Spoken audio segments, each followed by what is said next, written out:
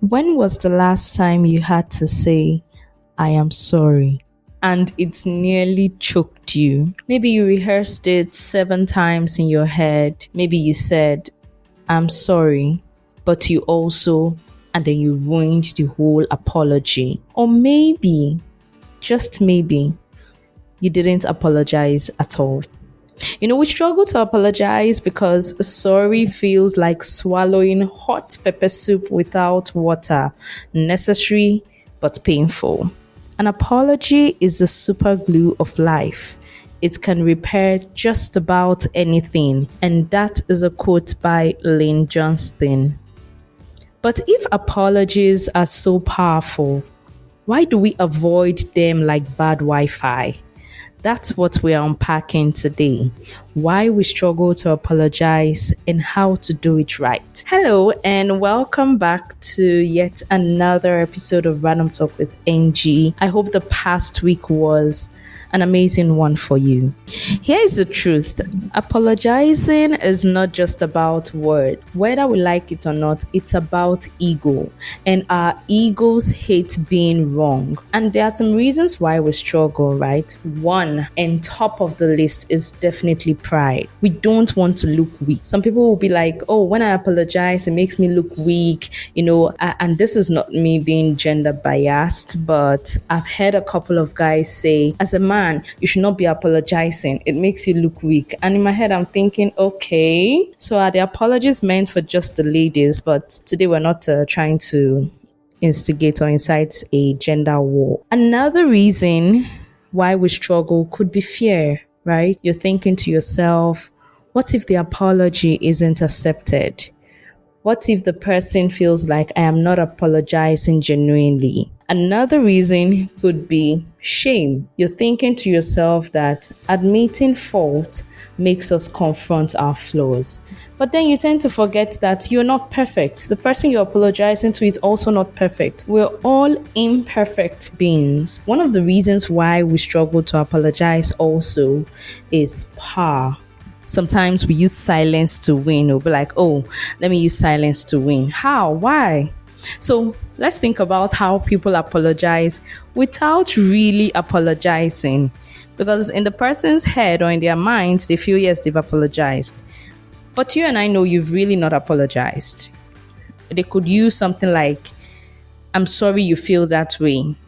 You're not hearing, I am sorry I made you feel that way. No, I'm sorry you feel that way.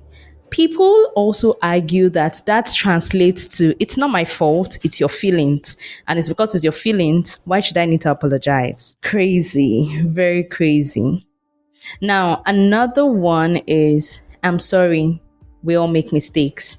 Or, I'm sorry, mistakes were made. Let's look at this funny angle, which when I read upon it, I was like, okay, I didn't know that was a thing, but it's just that we're all on the path to becoming better people when it comes to apologizing. So let's think about how people, and myself inclusive, apologize sometimes without really apologizing.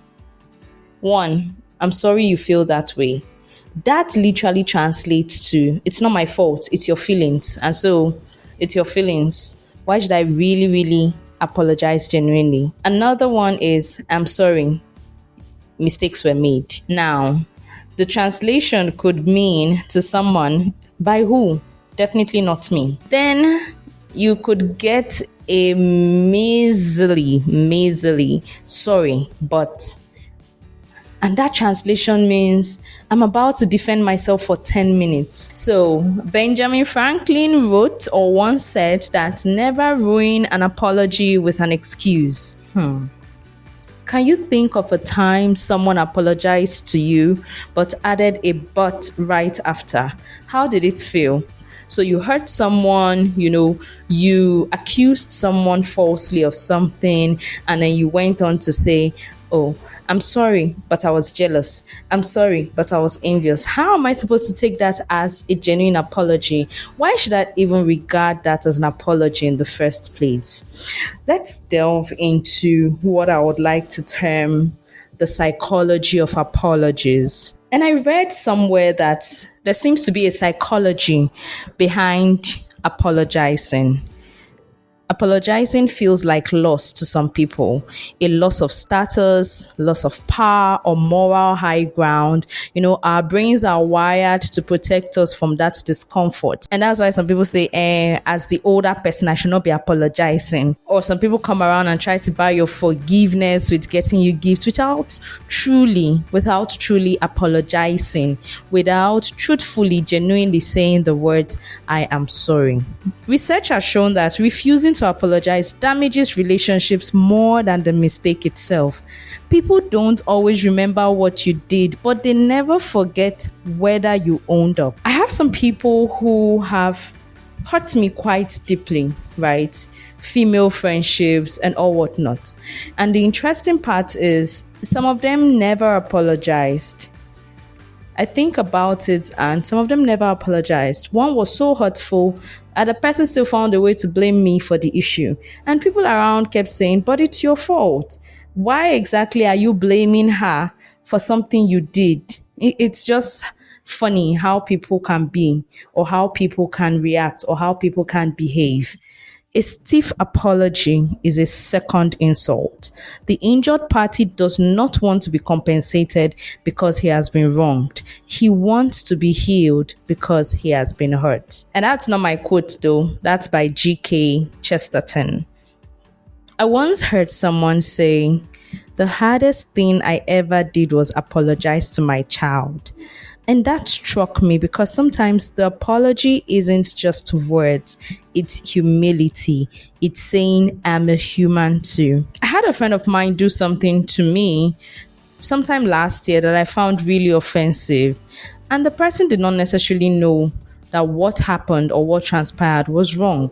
And then I thought about it. A day passed, this person did not say anything, and it was eating me up. And I reached out to my friend and I said, this was what you did and this was not right. And I really do not think that you should have said it this way.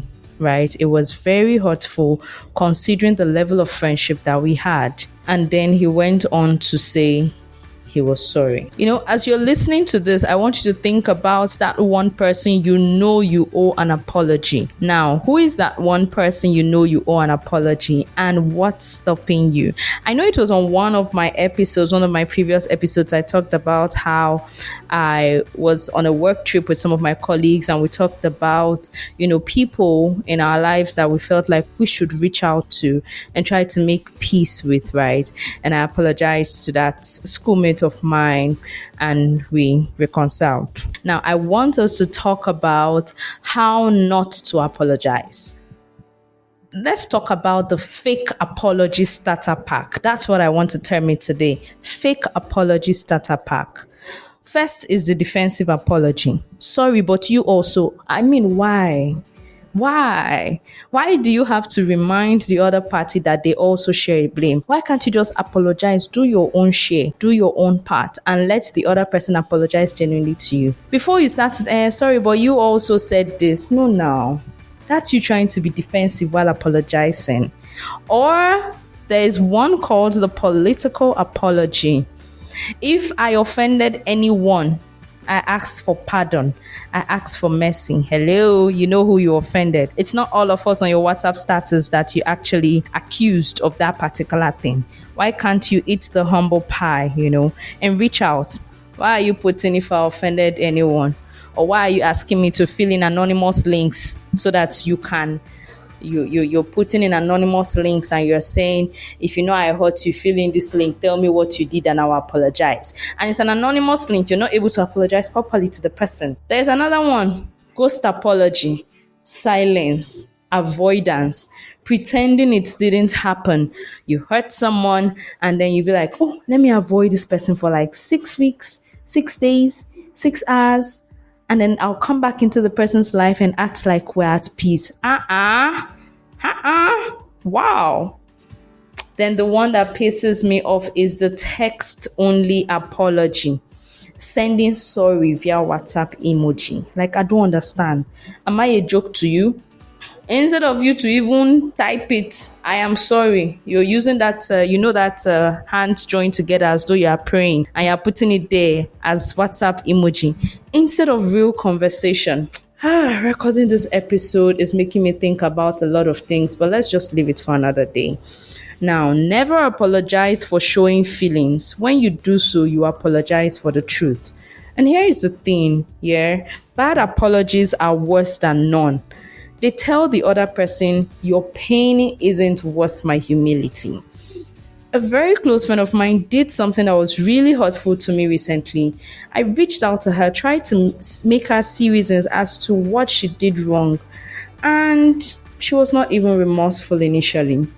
And then 2 days later, she sent me some kind of apology, which was more like a defensive apology.